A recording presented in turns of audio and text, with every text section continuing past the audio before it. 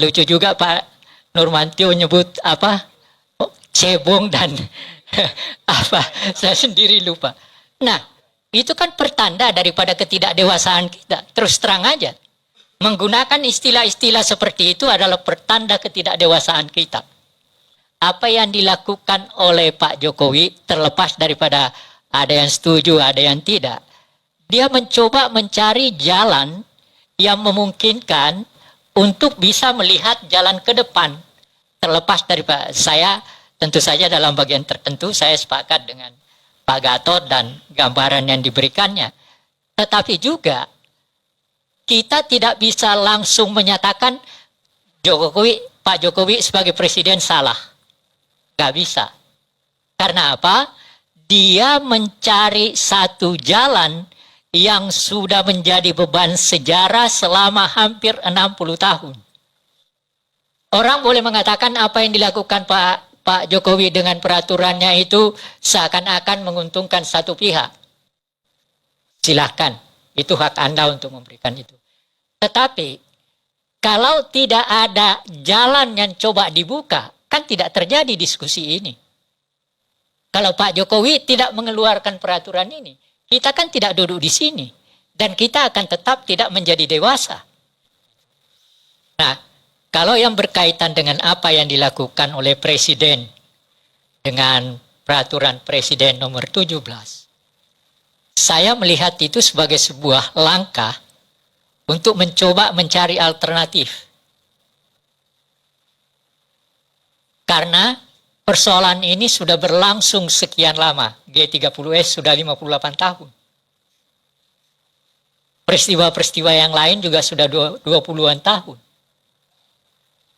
Apakah itu bukan menjadi beban kita sebenarnya sebagai bangsa, terlepas terasakan atau tidak? Kan itu yang menjadi persoalan kita. Dan yang dikemukakan oleh Presiden kan bukan hanya G30S, tapi ada 11 lainnya. Dan semua itu adalah bagian dari sebuah proses politik atau tanda kutip persoalan perebutan kekuasaan. Dan oleh karena itu, ke depan dengan peristiwa ini, saya mengajak kepada politikus untuk berpolitik secara benar. Memang politik itu adalah untuk mencari kekuasaan. Tetapi ada cara untuk mendapatkan kekuasaan tanpa saling membunuh. Nah, ini yang tetapi tidak ada negara berkembang, celakanya di situ, yang baru merdeka, yang tidak mengawali proses membangun kehidupan bersamanya tanpa darah. Itu juga satu persoalan. Dan kita mengalami itu, Pak Kip.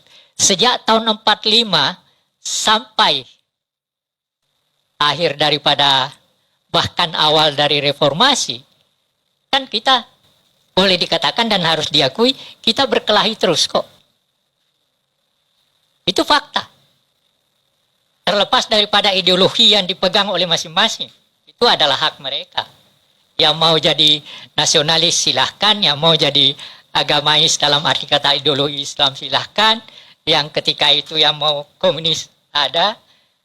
Dan Bung Karno sudah menulisnya. Nah, ada satu hal yang sering dilupakan orang pada diri Bung Karno.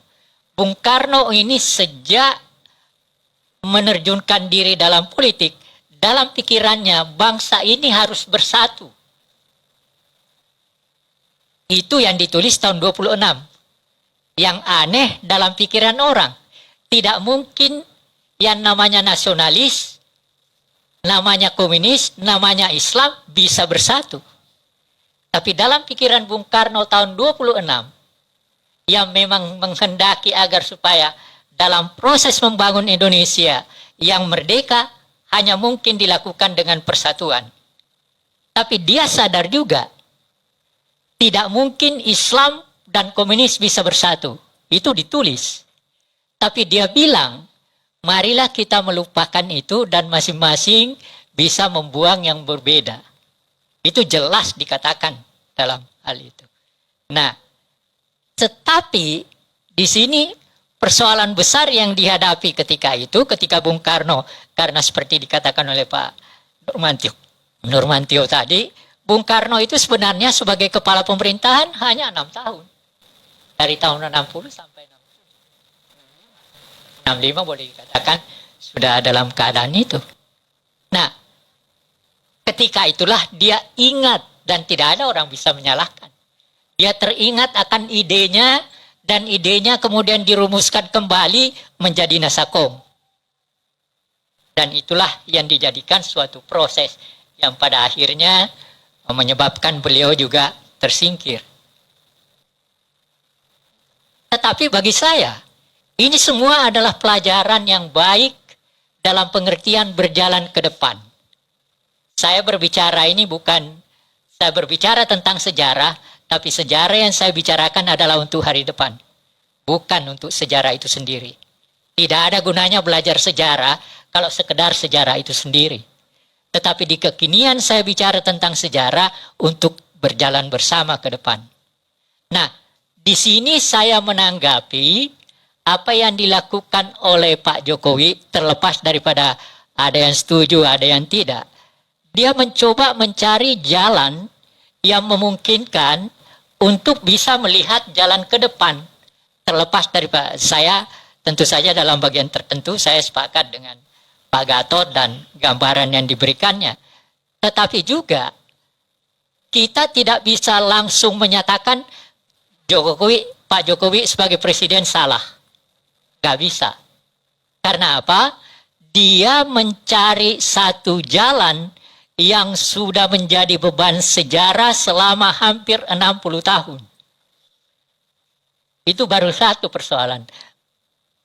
Nah, bagaimana persoalan yang lain? Jadi kalau kita bicara, jangan hanya bicara tentang G30S. Walaupun sering dikatakan. Kan ada 11 yang lainnya. Yang tidak boleh dilupakan. Yang menjadi bagian dalam proses kehidupan kita. Dan siapakah yang melakukan itu? Pertanyaannya kan itu. Siapa yang melakukan itu? Sederhana jawab saya. Para politikus yang memegang kekuasaan ketika itu. Oleh karena itu, menjadi politikus itu bukan sesuatu yang mudah. Kesalahan orang selama ini memahami politik adalah seakan-akan hanya mencari kekuasaan. Oke, saya sepakat. Tetapi harus diingat, tujuan utama daripada kekuasaan adalah memperbaiki kehidupan bersama. Ini yang sering dilupakan orang, sehingga orang berebut tadi, lucu juga Pak Nurmantio nyebut apa? Cebong dan apa? Saya sendiri lupa.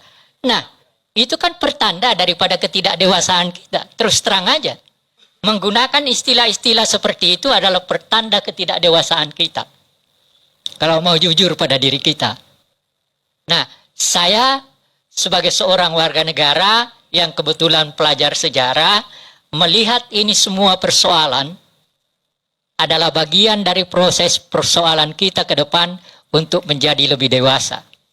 Untuk menjadi agar supaya negara ini betul-betul menggunakan dasar negaranya yang namanya Pancasila sebagai sesuatu pegangan dalam proses bermain politik. Kalau saya mau jujur Pak Masinton, selama ini saya melihat bahwa Pancasila hanya sekedar di mulut dalam bermain politik. Dan itu adalah faktor yang menyebabkan kita rusak. Kalau kita mau jujur. Kan itu. Orang bicara berbusa-busa bicara tentang Pancasila. Tetapi apa yang terjadi? Tidak juga ada. Yang terlihat korupsinya berjalan juga. Saling maki berjalan juga. Kalau bermain atas dasar politikus yang berpancasila, maka rumusan daripada Pancasila itu harus dimaknai sebagai sesuatu permainan politik yang penuh dengan keberadaban, dengan nilai budaya yang tinggi. Andai kata permainan politik selama kita merdeka ini berjalan seperti itu, nggak terjadi kok hal ini. Tetapi saya mengerti juga bahwa terus terang aja, sebagai negara bekas jajahan, kita mencari pola-pola, cara-cara untuk mengatur kehidupan bersama kita. Itu yang belum kita temukan sebenarnya. Sehingga terjadilah apa yang terjadi hari ini, bahkan kita masih sering saling maki, presiden mengeluarkan ini, kita nganggap semua salah. Kalau begitu, kapan kita selesai? Jadi, orang boleh mengatakan apa yang dilakukan Pak Jokowi dengan peraturannya itu seakan-akan menguntungkan satu pihak. Silahkan, itu hak Anda untuk memberikan itu. Tetapi, kalau tidak ada jalan yang coba dibuka, kan tidak terjadi diskusi ini. Kalau Pak Jokowi tidak mengeluarkan peraturan ini, kita kan tidak duduk di sini. Dan kita akan tetap tidak menjadi dewasa.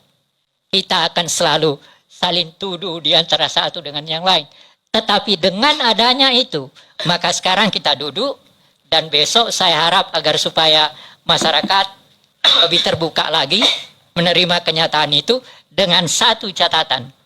Pak Masinton, tolong sampaikan kepada para politikus, bermain politiklah dengan peradaban yang tinggi. Terima kasih. Terima kasih.